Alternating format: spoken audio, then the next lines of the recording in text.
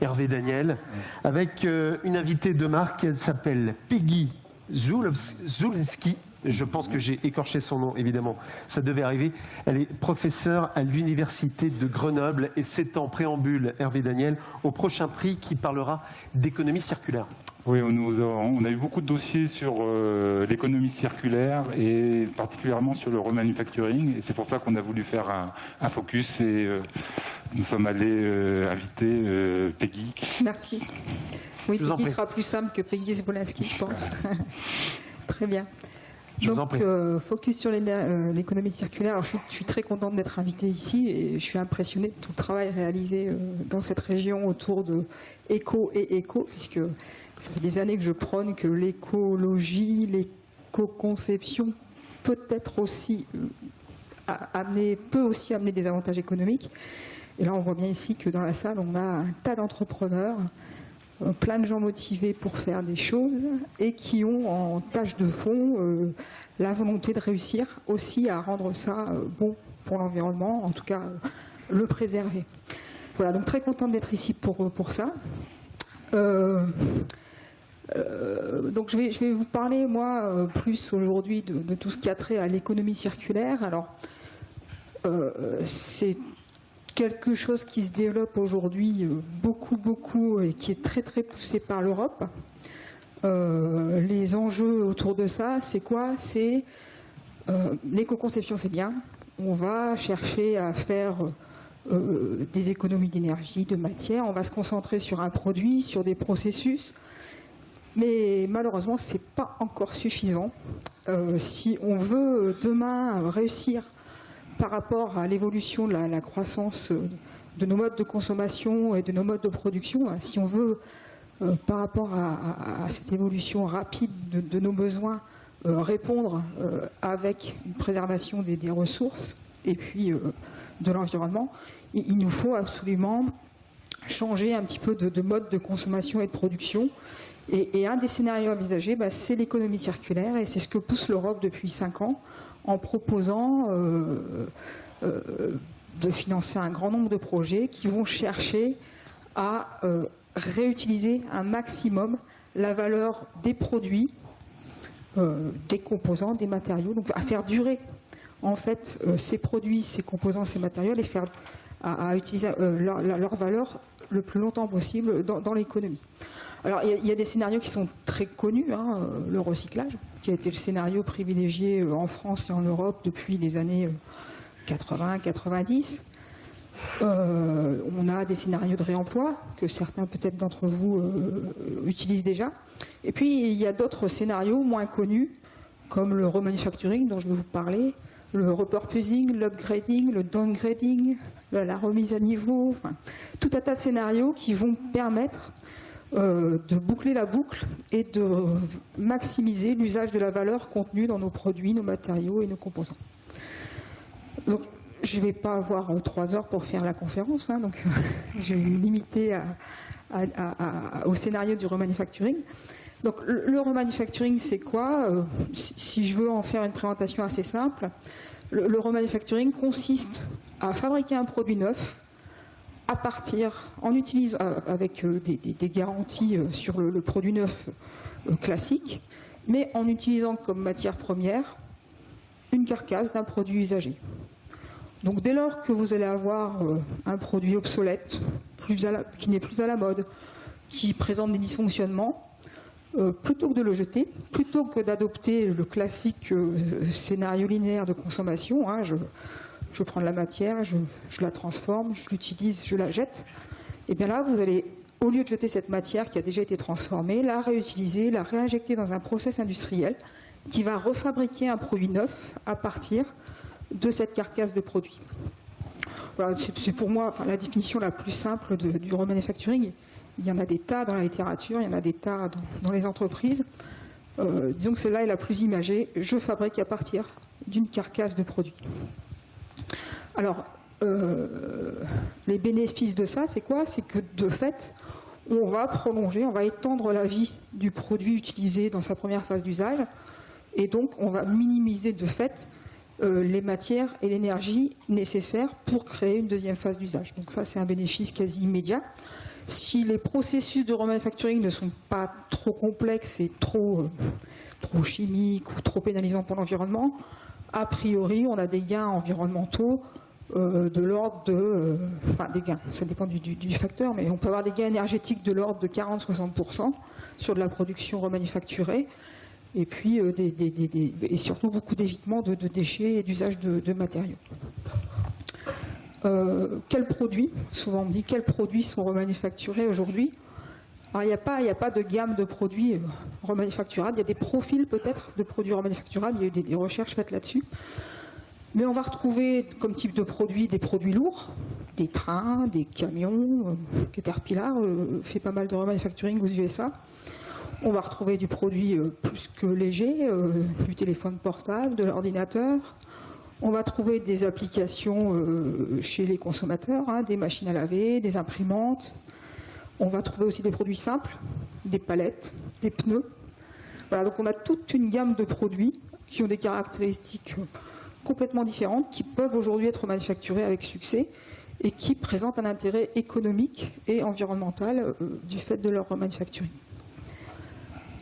Donc, à partir de cette connaissance-là, je vous ai un petit peu déjà dit les avantages, étendre la vie du produit, économiser la matière, économiser l'énergie. Par contre, ça demande un investissement, enfin un changement, une transformation du système industriel. Remanufacturer un produit va impliquer de nouvelles chaînes de valeur. Alors pourquoi? Donc dans un système linéaire, l'entreprise l'entreprise manufacturière va s'appuyer sur des fournisseurs de matériaux qu'elle pourra changer éventuellement. Elle va ensuite insérer ce matériau dont elle maîtrise la qualité dans son process de fabrication, qui de fait sera un process très répétable. Elle fera un contrôle qualité, vendra son produit, on sera responsable jusqu'à la fin de vie, certes, mais laissera quand même se terminer le produit sur un schéma linéaire. Dans un process de remanufacturing, il faut boucler. Donc il faut récupérer déjà des produits usagés. Donc la première chose, c'est que ces produits, ils sont distribués. Vous n'avez pas un fournisseur de produits, vous avez un tas de clients de la phase d'usage numéro 1 qui ont ces produits chez eux. Donc il faut les convaincre déjà de rapporter leurs produits et dans un état le plus correct possible. Donc il y a un problème déjà de collecte de produits, comment on récupère tous ces produits. Il faut ensuite caractériser leur état. Donc créer une chaîne de valeur qui est capable de récupérer tous ces produits, caractériser leur état, voire les stocker dans des bonnes conditions, pour ensuite injecter donc, ces produits usagés comme de la matière première dans votre process. Donc ça, on a un premier niveau de modification de la chaîne de valeur globale à réorganiser. Je ne vous parle pas des aspects juridiques liés à la gestion des déchets. Est-ce que mon produit est un produit? Est-ce que mon produit usagé est un déchet? Donc on a toutes ces questions-là à résoudre. Une fois qu'on a ça, on amène donc tous ces produits sur un site de déproduction-reproduction. Alors ce site, la première chose qu'il fait, c'est du diagnostic. Habituellement, un site de production va fabriquer et fera le diagnostic tout au long, mais surtout en phase terminale du produit, enfin en phase de fabrication terminale. Ce produit, on va devoir donc en faire un diagnostic, prendre des décisions par rapport à ce qu'on veut en faire, ce qu'on peut en faire, et du coup, on va avoir besoin d'un process très agile, capable de s'adapter à la variabilité des inputs, des matériaux entrants, qui sont des carcasses qui ont des états variables. Donc ça va être un changement assez important, qui va nécessiter, on ne pourra pas traiter et déproduire, reproduire des produits par des automates, par de l'automatisme. On va avoir besoin de beaucoup d'opérateurs. Mais si on veut passer une production à un remanufacturing de masse, on va aussi avoir besoin d'un minimum d'automatisation ou de robotisation. Donc là, sur ces questions-là, aujourd'hui, on envisage des solutions où on aura besoin, pour des process très agiles, de cobotique, où hommes, robots vont coopérer sur du démantèlement, de la prise de décision et de la refabrication. Et puis donc le troisième niveau, au niveau du remanufacturing, c'est le niveau consommateur. Il faut convaincre le consommateur que ces produits-là, ce sont des produits neufs. Et c'est pas si simple que ça. C'est pas si simple de leur dire, voilà, la matière première utilisée, c'est un produit usagé, mais je t'ai fait un produit neuf, il a les mêmes garanties, il a les mêmes capacités, les mêmes performances qu'un autre produit issu d'une matière vierge recyclée. Fais-moi confiance, prends-le. Voilà. Ça, c'est pas encore gagné. Et donc il faut le convaincre à la fois d'acheter, et puis aussi de jouer le jeu et de rentrer dans la boucle du remanufacturing. Alors, je vous disais, hein, l'Europe aujourd'hui est à fond sur ces questions-là. Pour ceux que ça intéresse, qui veulent une vision un petit peu plus large de ce qu'est le remanufacturing, il y a beaucoup de travaux qui sont faits aujourd'hui par la Fondation Ellen MacArthur qui présente assez bien tous ces travaux autour de l'économie circulaire et du remanufacturing. Alors nous, on a eu la chance d'avoir un programme européen qui a été financé ces 2 dernières années là, qui s'appelait ERN, pour European Remanufacturing Network. Donc l'objectif, l'Europe nous a financé en fait pour construire un réseau européen du remanufacturing en Europe. Il faut savoir que ce réseau est très très développé aux États-Unis. Ils font énormément de business autour du remanufacturing. En Europe, finalement, on a des acteurs, mais qui se font très discrets. Alors, j'irai en France encore plus. On a des acteurs qui se font très discrets et qui s'organisent finalement pas tant que ça et qui ne font pas tant que ça la promotion du remanufacturing.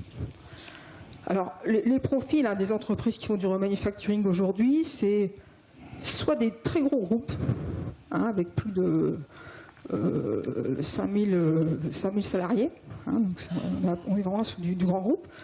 Finalement, c'est des gens qui font déjà du manufacturing classique et qui s'occupent eux-mêmes du remanufacturing de leurs produits.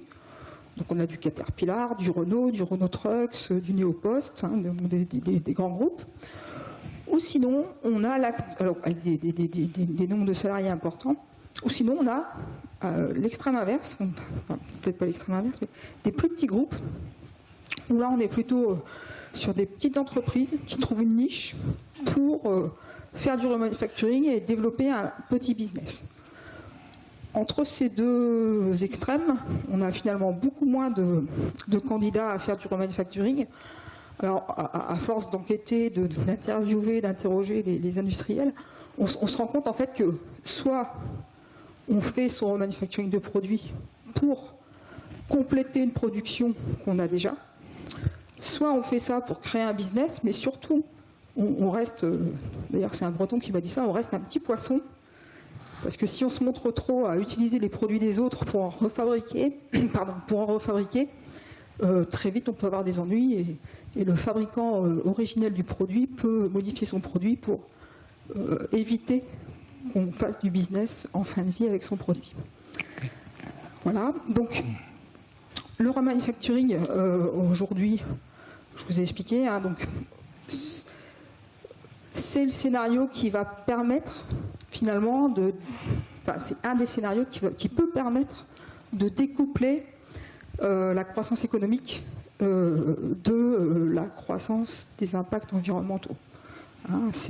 On va pouvoir continuer de consommer tout en ne doublant, on va pouvoir avoir par exemple 2 cycles d'usage du produit tout en évitant de doubler ses impacts environnementaux. On ne va pas les diminuer par 2 non plus, mais on va vraiment limiter cet aspect-là. Le remanufacturing, c'est aussi quelque chose qui peut être, souvent qui est facilité dans une approche de business B2B, puisque on rentre dans des approches plus de fourniture d'équipements, de fourniture de composants qui est plus facile à approcher que dans du B2C. Par contre, les solutions qu'on voit arriver, qui sont un petit peu gagnantes-gagnantes sur ces scénarios bouclés, c'est la vente de services. Donc, à partir du moment où vous vous engagez à vendre votre produit sous la forme d'un service, vous gardez la propriété de votre produit. Donc, vous avez complètement le choix de le vendre fabriqué à partir de matières vierges, recyclées, ou à partir d'une carcasse.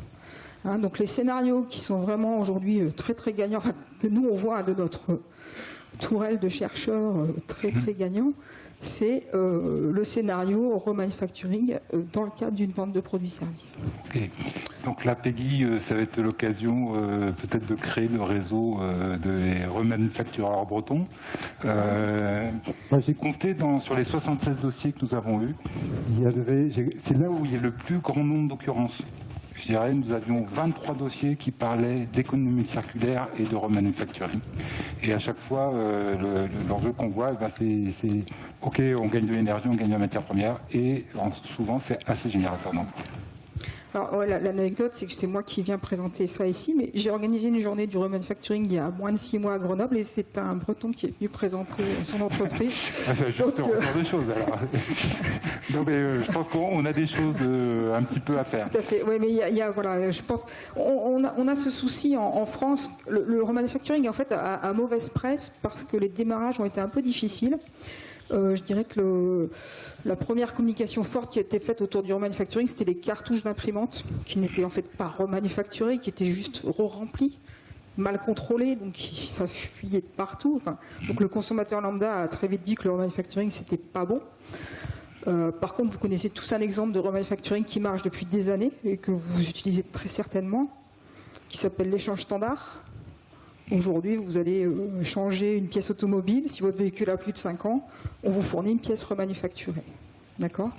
Donc ça, c'est et c'est dans votre automobile, c'est pas dans votre imprimante. Donc vous faites confiance finalement à ce process sans le savoir.